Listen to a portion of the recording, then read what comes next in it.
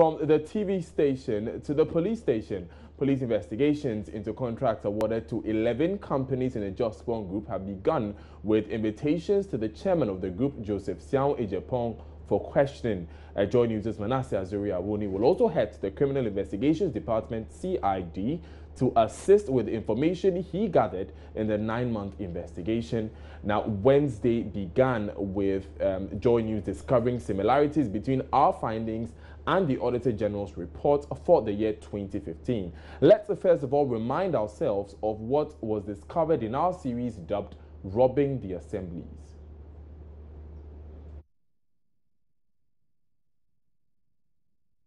Auditor General's report is similar to what we discovered in our Robbing the Assembly series. The DACF administrator covered, right, so we'll take you back to the beginning of those, and the DACF administrator deducted some 2.8 million Ghana cedis from the allocations of 6 assemblies for the provision of certain items. Now, these items were listed in the report, and it includes fumigation and items for fumigation and payment for services such as training and others. Now, moving on, you find that the Auditor General discovered that these items were not delivered and evidence could not be produced to show that the services had also been rendered, attesting to the claims made by some of the assemblies that fumigation had not been done at their places. And if you remember, we were reporting that some of the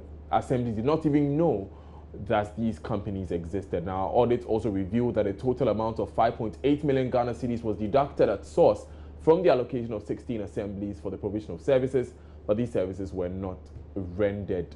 So the audit also revealed that that this was 5,835,631 Ghana cedis. The administration of the District Assemblies Common Fund, the DACF, referred to earlier, made some source deductions totaling 1,017,845 Ghana cedis from Tamale Metropolitan, 155,250 from West Mamprusi District, 480,194 cedis from the Bunkrugu Yoyo District. These are the deductions that were made. Now, we would have some explanations as to what that means later. Now, the affected assemblies were yet to benefit from the deductions. That we'll be delving into more details of that. So, basically, the Auditor General's report just gives us figures after figures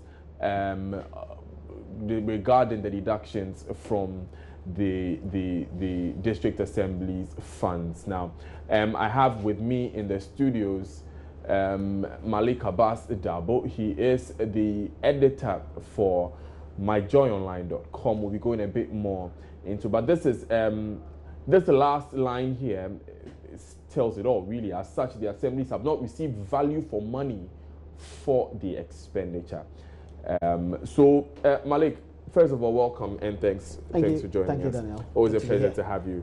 Great to be here on News Desk. Now, so that last sentence that was played in the graphics that we rolled, it says plainly, the assemblies have not received value for money for their expenditure. What more details do we have to support that statement? Okay, so the details we have are what you just read and what we found out on the ground. What we found out on the ground is many district assemblies, metropolitan and municipal assemblies, this standing contract requires that on a quarterly basis, Zoomlion, which has a contract to manage sanitation for all the 216 municipal, metropolitan and district assemblies across the 10 regions of Ghana, will fumigate particular areas, public toilets, waste dump sites, the residences of the assemblies, drains. And the idea is to do this so that you minimize infestation of cholera and all of that.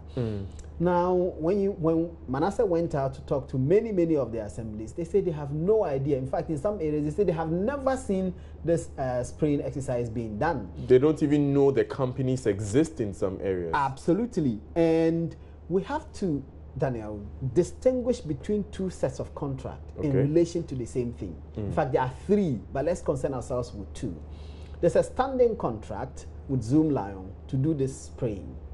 And the nature of the contract is such that when the District Assembly Common Funds are being transferred, deductions are made for this exercise, which is fumigation. So the money doesn't even get to the assembly. It doesn't get to the assembly. In fact, it's actually supposed to be open spraying, because fumigation, as one of the sanitation officers explained to Manasseh, is in an enclosed area. But when you go and spray a dam site, or you spray a drain or a public toilet, that is not fumigation. That is open spraying.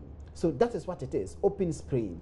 Now, these assemblies do not know what the nature of this contract is. All they know is that at the end of every quarter, the Zoom Lion officers will come in some areas with pictures and stuff and say, okay, you pass the payment, and the payment is passed.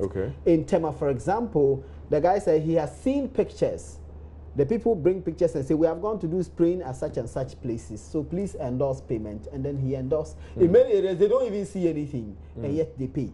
That contract is separate from the $74 million contract, which was, in fact, 98 million Ghana cedi contract, which was awarded to 11 separate companies, all belonging to the Jospon Group, for the same spraying exercise. And this was in June 2015.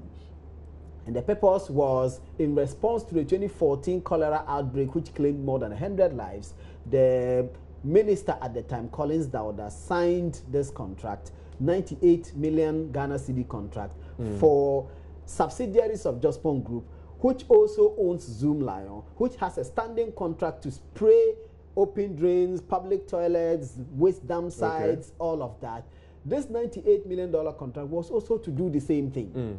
And Manasseh found out that in many, many areas, the people didn't benefit from this spraying exercise, and yet the contract was entered into. And in the case of the standing contract, which was running alongside, these deductions were made as attested to by the Auditor General's report.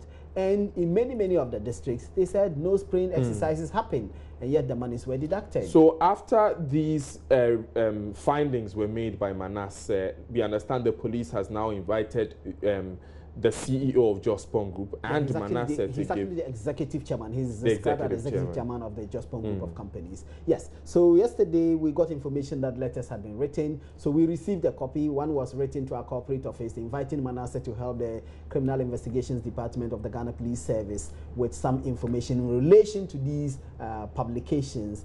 And then we understand a similar letter was sent to the executive chairman to appear before the CID for investigations into these matters. And is this related to the fumigation contract specific? Yes. I mean, the letter they sent us states clearly that those two areas, waste bins contract and fumigation. Remember that last week we did a story in which Manasseh detailed another contract, which was a $74 million contract, which was signed by the same Collins Dauda, awarding by single source a supply contract to 5 companies, all subsidiaries of the Jospon Group, to supply 1 million waste bins. And we pointed out, Manasseh pointed out in that report, that the same local government ministry had in 2014 contracted Qualiplus to supply 155,000 waste bins. 100,000 of those waste bins were taken. They were not all of them have been distributed. In many, many district and metropolitan and municipal assemblies, the waste bins are lying waste. The company wrote to the local government ministry saying that we are prepared to supply the remaining 55,000. The ministry wrote back saying we don't have space to take the 55,000. And then in November 2016, 2 years down the line, the same ministry, which hasn't taken delivery of the 55,000, has gone to sign a $74 million contract for the supply of 1 million. Yeah, so those are the two issues the police are interested in. Absolutely. So now, you were telling us about how the monies were deducted at source for these contracts. We understand that the local government ministry has made some changes to how contracts will be awarded going forward. Tell us more about that. What sources at the local government ministry tell us is that in the face of all of these expositions and all of these complaints, and remember that the audit report showed that recommendations were made to the respective assemblies and the administrator of the District Assembly Common Fund to stop these processes and stop these kinds of contracts, and they were not followed. What we now understand is that the ministry has decided that henceforth, the practice where central government signs a contract with one company or a number of companies belonging to the same group to provide equipment and services and materials and training for the various district assemblies should stop. That the assemblies must, as used to be the case, take charge of their own sanitation.